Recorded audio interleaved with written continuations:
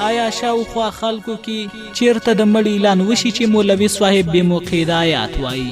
دا شهزادګۍ په ارامه او خواږه خوب ویده ده او مولوي صاحب یې مزاحمت کوي. ما په قهر سره مولوي صاحب ته وکتل، نو هخوا څخه نګهت او حیا په ژړا پیل وکړ. اوس په دویو څه وشول؟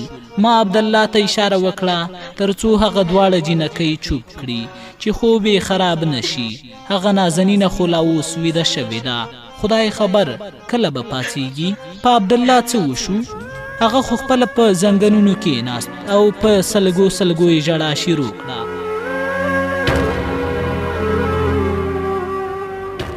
نګهت او حیا په بیا د هغې سپین تندی ښکلو، د هغې زلفانې سمول. دوی ولې نه پوهیږي چې د چا خوب کې مداخله کول ښه کار نه وي؟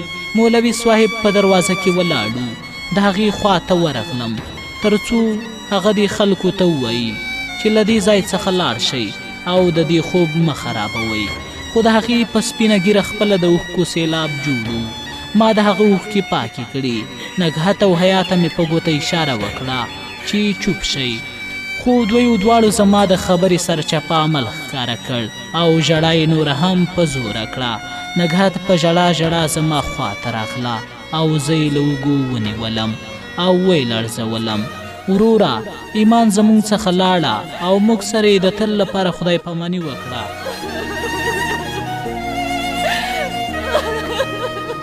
هغه به اوس هیڅکله هم را نشي. دا نګهت څه ویل غواړي؟ دا خلک ولې ژاړي؟ بیا د مولوي صاحب هغه آیات رایاد شو. زه د ایمان پښو ته کېناستم. هغه د جنت حوره، هغه بې جوړې حسن لرونکې ښاپېرۍ، د هغې سترګې پټې او ساګانې ختمې شوې وې. په شونډو یې اوس هم نرۍ غوندې مسکا وه چې یوازې ما محسوسولی شوه، ځکه د هغې آخري مسکا صرف زما لپاره وه. ما هغې ته آواز وکړ، ایمان.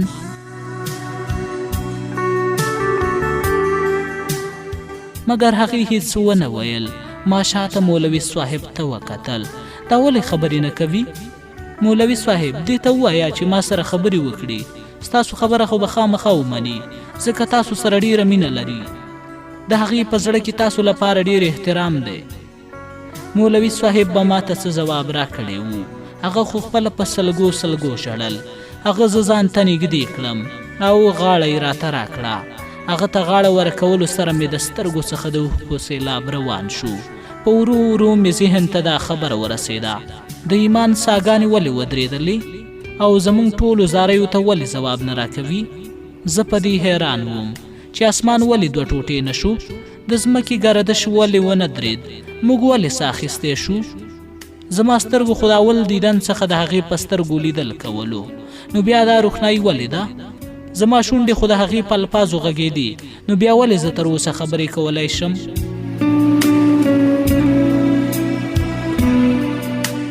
زما غوږونه خو د هغې د خوږ اواز په اورېدو انتظار وي، نو بیا ولې تر اوسه زما غوږونو کار کولو؟ زما زړه خو د هغې نازک زړه سره د یو ځای د رسېدو دعوې کولې، نو بیا ولې دا زړه ونه چاودېده؟ ما خو د دې سوری هم چاته نشو ورکولی، نو بیا ولې زما مخکې د هغې نرم وجود څخه روح وشکول شي؟ یعنې هغه زما ټولې دعوې دروغ وي؟ زما دننه څخه د چغو توپانونه بهر راوتو لپاره تیار وو، خو زما دې مجبورۍ ته ګورئ چې زه د دې ماجبینې د حرمت ساتلو لپاره په زوره چغې هم نشم وهلی. ورو زما اوښکې هم وچې شوې او په هغه ورځ راته احساس هم وشو چې د اوښکو تویولو ګټه څه وي. مولوي صاحب زما د سلګیو ودرولو ناکامه کوښښونه کول او بیا لږ ساعت وروسته مې د خپلو حواسو لمنه هم پرېښوده او د بېهوښه کېدو څخه مخکې مې د ایمان پر مخ سپین څادر خورول هم ولیدل. نور پر ځان نه یم پوهه شوی چې څه وشو.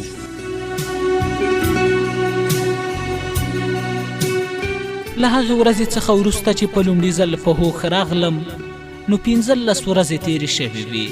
زه د صدیقي صاحب د کور په هماغه کوټه کې پروت وم. صدیقي صاحب راته ویل چې تر 6 ورځو روغتون کې بستر وي، نو بیا مې خپل کور ته راوستلې، ځکه روغتون کې اسانتیاوې دومره نه وي او زما د علاج لپاره چې کوم ډاکټر ټاکل شوی و هغه هره ورځ زما معاینه کولو ته راته. لومړی څو ورځو کې خو مې هیڅ یاد نه و. ما په حیرانتیا خلکو ته کتل، کوم چې زما خوا او شاته ولاړ و. ډاکټر به ما تستنې وهلې او زما معاینه به یې کوله. په ظاهره خو زما حالات ښه وو، خو زما ذهن او یاداښت ما سره نه وو، نو د دې لپاره ټول خفه وو. د ورځې په تېرېدو مې طبیعت جوړېدو کې وو او ورسره تبه مې هم ورستره بلې کمېده. که کوم ډاکټر به د دوا په راکولو ونه توانېده نو بیا به صدیقي صاحب په مینه راباندې درمل خوړل. په ماښام کې به یې بهر ته بوتلم او ماښام کې به یې چکر راکولو، خو زما د ذهن بوج ورسره نه کمیده. ما به خلکو ته کتل او د هغوی د پیژندلو ناکامه کوښښونه مې کول. شاید په هغه ورځو کې مولوي عالم شاکر عبدالله غفوری، خیرو او نور څوک راغلي وو. ما ته دوی ټول پردي خلک ښکارېدل.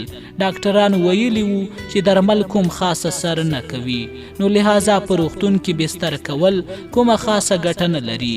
زه کړکۍ سره خوا کې ناسته او د بهره منظرو ننداره مې کوله چې په دې کې 2 مرسیډیز موټرونه د روغتون ساحې ته راننوتل.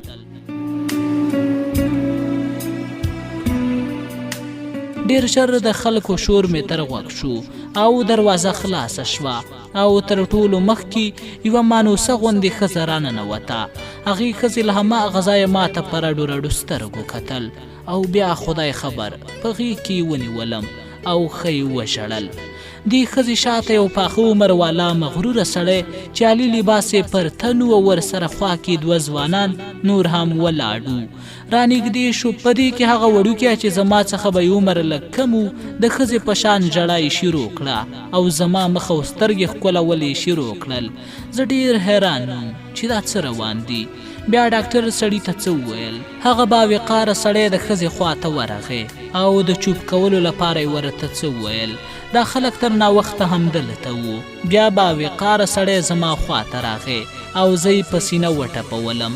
دا هماغه شان ټپولو چې په ماشومتوب کې د ویده کېدو څخه مخکې راسره کېدل.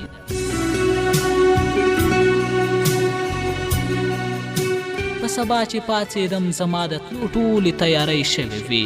هغه خلک چې پرون دلته راغلي وو اوس هم کوټه کې وو، مګر هغې ښځې او ډاکټر د څه په هکله خبرې کولې. شاید ډاکټر د هغې د پوهېدو لپاره خبرې کولې، شاید هغې غوښتل تر څو ما له ځانه سره بوځي، خو ډاکټر ورسره نه منله. زه صدیقي صاحب سره د هغې کور ته لاړم. هغه خلک به هره ورځ صدیقي صاحب کور ته راتلل، چیرته چې به زه پروت وم او یا به ناست وم او دیوالونو سره به مې خبرې کولې. په بله ورځ بیا یوه نوې خبره وشوه. یو سړي چې د موټر چلونکي جامې پر تن وي او ورسره خوا کې یوه پیغله نجلۍ هم وه، صدیقي کور ته راننوتل. دواړه راته اشنا ښکارېدل. نجلۍ خو زما په لیدو په چغو چغو وژړل، خو بیا هغه موټر چلونکي او صدیقي صاحب په مشکله چوپ کړه. بیا هغې نجلۍ صدیقي صاحب څخه زما د کالیو پوښتنه وکړه. صدیقي صاحب ورته 1 جوړه عامې جامې او یو د مزدورانو سرې جامې ورکړې.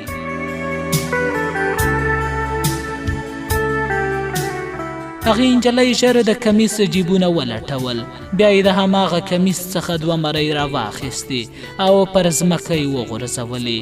بیا هغې نجلۍ ما ته وکتل. زما لاس په بېواکۍ د هغه 2 مریو راخیستلو پسې اوږد شو، لکه چې یو قیمتي شی پر ځمکه غورځېږي. د هغې مریو اواز مې په غوږونو کې انګازې جوړې کړې. زما زړه راوپارېده. مرۍ د 2یم ځل لپاره ځمکې سره ټکر شوې. زما دننه یو توپان راپورته شو. په 3یم ځل د مرۍ ټک سره مې مغزو کې غشي ننوتل. دا مرۍ خو ایمان ماته راکړې وي. هو دا خو هماغه مرۍ دي، مګر دا نجلۍ دا خو نګهت ده، دا خو شاکر دی او دا صدیقي صاحب. بیا ناڅاپه د هغې شپې ټولې څېرې رایادې شوې. په روغتون کې بل څوک نه وو، بلکې شاکر ورسره کمیشنر او نورو کوروالا وو. ایمان خو تللې وه او څومره د شرم خبره وه چې زه لا ژوندی وم.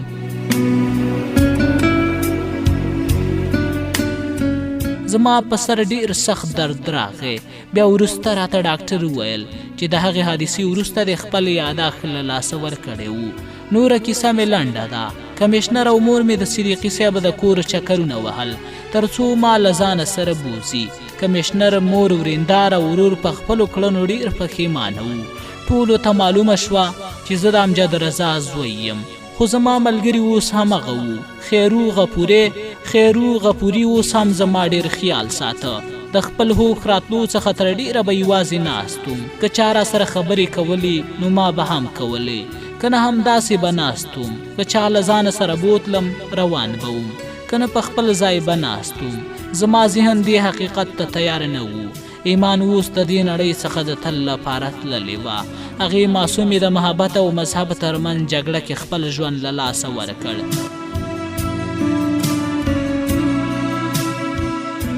د هغې نازکه زړه او ساده دماغ د دې جګړې زور نشو زغملی، نو ځکه یې خپل ژوند بایلود. په منځ کې ډېر ځله عبدالله هم راغلی و، تر ډېره به راسره ناست و او بیا به لاړ. د یاده راتلو وروسته مې چې نګهت سره لیدل وشو، نو هغې ویل چې ایمان د مرګ نه 2 ورځې په ځنکدن کې وه. ډاکټرانو ورته ځواب ورکړی و. مولوي صاحب خو په خپلو دعاګانو باوري و، خو په 3مه شپه هغه هم تسلیم شو. حیا پوهېده چې ایمان د چا انتظار کوي، او په دې هم پوهېده که ایمان ټول ژوند په ځنکدن کې هم تیر کړي نو د حماد نوم به په خوله وانخلي. حیا عبدالله تا پسې درلېږلی و. عبدالله هم نوره پوښتنه نه وه کړې او ځان یې د مولوي صاحب عدالت ته ورکړی و. مولوي صاحب خو په اوله شپه ډېر سخت په قهر شو او عبدالله ته یې ډېر بد رد وویل. نو بیا یې په 3مه شپه چې د ایمان حالات پسې خرابېده، نو عبدالله د مولوي صاحب پر وړاندې په ژړا شو. نو مولوي صاحب مجبوره شو او خپله سلا یې پر ځمکه کېښوده.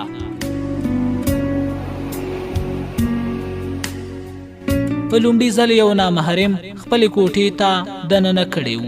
شاید مولوي صاحب په هغه ورځ پوه شوی وي چې د محبت په مرض چې زه څومره ککړ یم، په هماغه اندازه ایمان هم د محبت له در څخه چغې وهي. مولوي صاحب دا تصور هم نشو کولی چې د دې د لور په زړه کې یو غل ځان ته ځای پیدا کړی. شاید په هغه شپه عبدالله ته اجازه مولوي عالم نه بلکې یو پلار ورکړې وه، مګر د دې پلار ډېر ناوخته کړی و. کله چې په هوښ راغی نو خپله لور یې د لاسه ورکړې وه. ما ته نګهت یو خط هم راکړ چې د پرانیستو همت یې راکینه و، نو په جب کې مې کېښود. هغې دا خط په خپله روغتیا کې لیکلی و چې له واده څخه وروسته به یې تا ته درکړم. خو هغه نازنینې ته څه معلومات و چې قدرت به د ورځې په شمېر پرېښي وي. ما به هره ورځ دا خط راخیسته او د لوستلو پرته به مې په جب کې اچوو. څو ورځې پورې را سره دا خط پروت و، خو د هغې لپاره باید ما ډېر غټ زړه درلودلی وی. اخر مجبوره شوم او په لړزېدلو ګوتو مې د خط په خلاصولو شروع وکړه. د هغې نازنینې په نازکو ګوتو لیکل شوی و. خط اوس زما په لاس کې و او د لوستلو څخه مخکې مې له سترګو څخه اوښکې روانې شوې.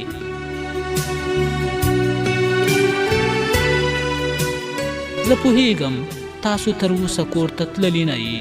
ما تاسو ته ویلي وو که نه، محبت کې ضد نه وي.